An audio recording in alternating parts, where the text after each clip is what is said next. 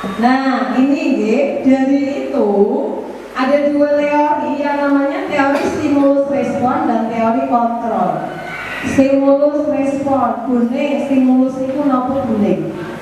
Rangsangan, nek Pak Pirin mesti pikiran.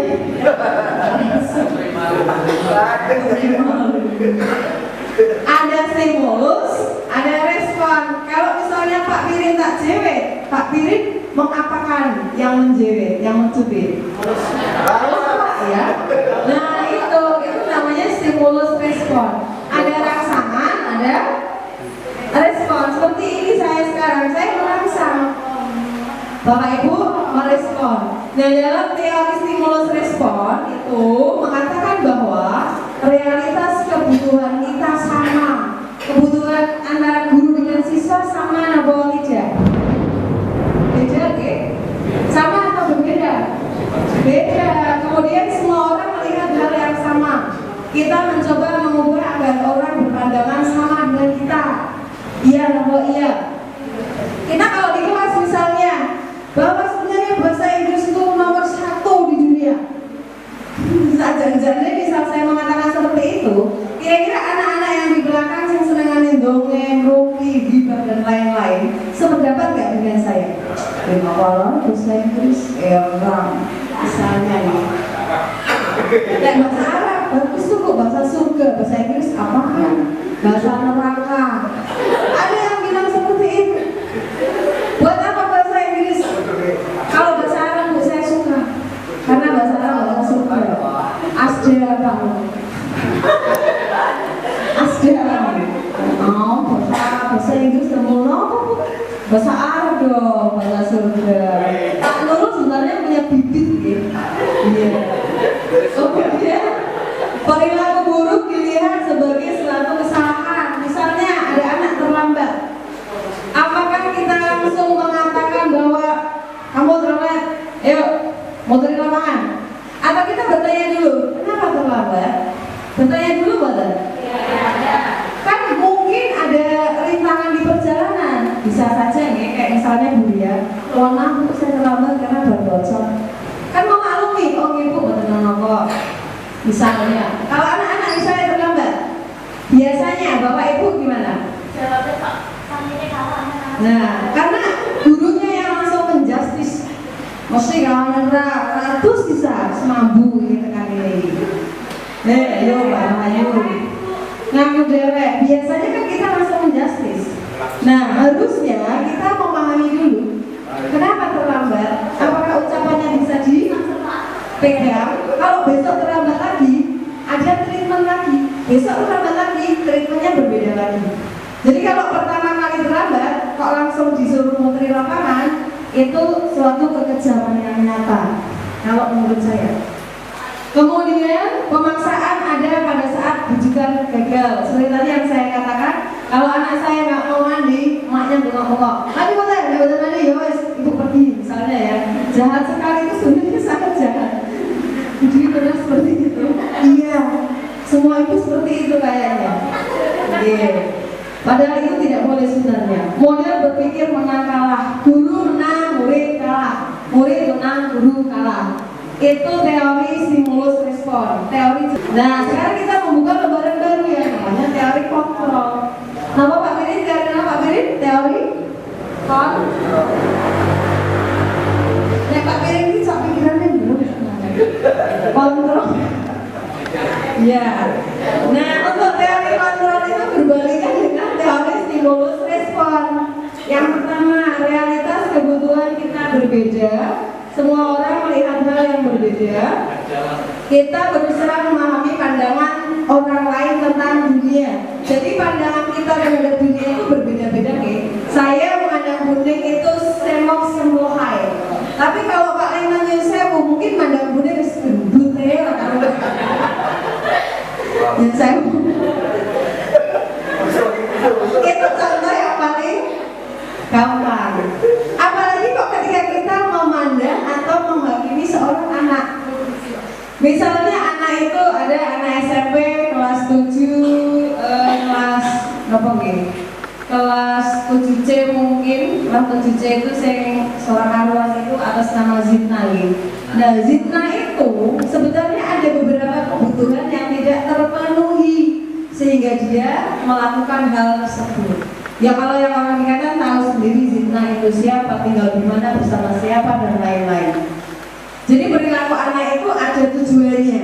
Kemudian semua perilaku memiliki tujuan. Misalnya saya mendekati Bu Dwi karena saya mau Bu Dwi memberikan saya uang, misalnya.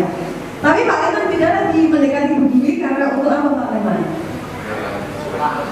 Oh iya, karena mungkin yang contoh yang paling mudah misalnya kayak karena ingin minta diajari membuat perangkat atau media pembelajaran dan lain-lain. Hanya Anda yang dapat mengontrol diri Anda. Seperti tadi ya, yang bisa mengontrol genggaman tangannya, berarti Anda adalah orang yang teguh seperti saya. Maksudnya itu apa ya? Berpendirian dengan apa yang dia pikir dengan yang dia lakukan itu selaras. Terus oke, orang oleh. Ya punya cara orang-oleh. Apalagi kok melirik suami saya, otak efek kok, misalnya kan seperti itu. Kemudian Anda tidak bisa mengontrol orang lain, kolaborasi dan konsensus menciptakan pilihan baru. Dan untuk teori kontrol ini, model berpikirannya win-win. Jadi kalau di kelas itu tidak ada guru menang, siswa kalah, tapi guru menang, siswa menang. Bukan siswa menangis ya, dua-duanya menang. Jadi dua-duanya memiliki kesempatan yang sama untuk berubah. Nah, berikutnya budaya positif. Ada yang sudah pernah tahu dengan materi ini? Nah, materi ini untuk Mbak Ainul, Mas Rifki, budaya positif. Pujinya cantik teman gelengannya ya, secantik orangnya. Budaya positif adalah nilai-nilai, keyakinan-keyakinan dan kebiasaan di sekolah yang berpihak pada murid sehingga dapat berkembang menjadi pribadi yang kritis, penuh hormat dan bertanggung jawab. Nah, nilai-nilai itu apa? Misalnya, Pujinya bisa memberikan contoh mungkin nilai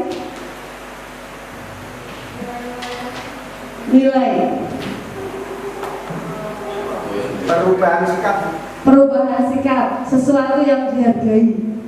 Kalau contoh langsung nilainya, misalnya apa? Kesopanan. Waduh, Pak Leman ini macam sejarah. Namanya aja Pak Nabi, tidak terkalahkan lah ya. Kesopanan, kesopanan, nilai-nilai universal. Keyakinan, misalnya seperti tadi kesepakatan, tidak terlambat. Tidak terlambat kata lainnya apa? Tidak terlambat kata lainnya tepat waktu. Jadi dalam budaya positif ini, kalau bisa kita tidak memunculkan kalimat-kalimat yang ada kata negatifnya. Semuanya harus positif. Jangan mengatakan kamu jangan terlambat. Kita sebaiknya mengatakan kamu besok berangkat lebih awal. Kan beda di telinga ya. Misalnya kuliah maka telat terus misalnya ya. Dengan saya mengatakan besok berangkatnya lebih awal ya.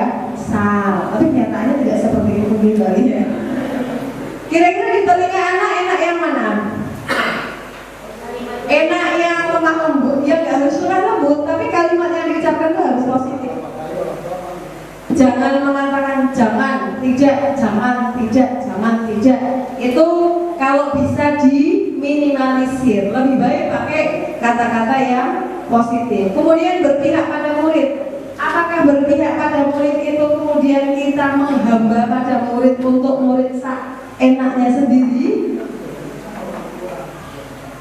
Report? Atau tidak? Berpihak pada murid? Berpihak pada murid berarti anak-anak bisa merdeka karena kita kurikulum merdeka. Sinau sakar dewek, wis nalatar, kalau jajan, kalau ini, kalau glosor, kalau ngiler, kalau dan lain-lain seperti itu maksudnya. Betul ya? Maksudnya berpihak pada murid itu kita memberikan pembelajaran baik dan bermakna. Bermakna maksudnya apa? Misalnya bermakna itu, mohon maaf saya tidak sombong, tapi yang saya lakukan, pembelajaran saya itu kalau saya bahasa Inggris karena anak sudah mengatakan bahasa Inggris nggak paralel. Maka yang saya fokuskan pertama dalam pembelajaran adalah karakternya dulu. Karakter misalnya ketika masuk kelas saya mengatakan saya masuk 1, 2, 3 semuanya duduk manis. Semuanya coba berdiri semua. Oh, saya bajunya masih keluar karena tangan saya sudah seperti ini.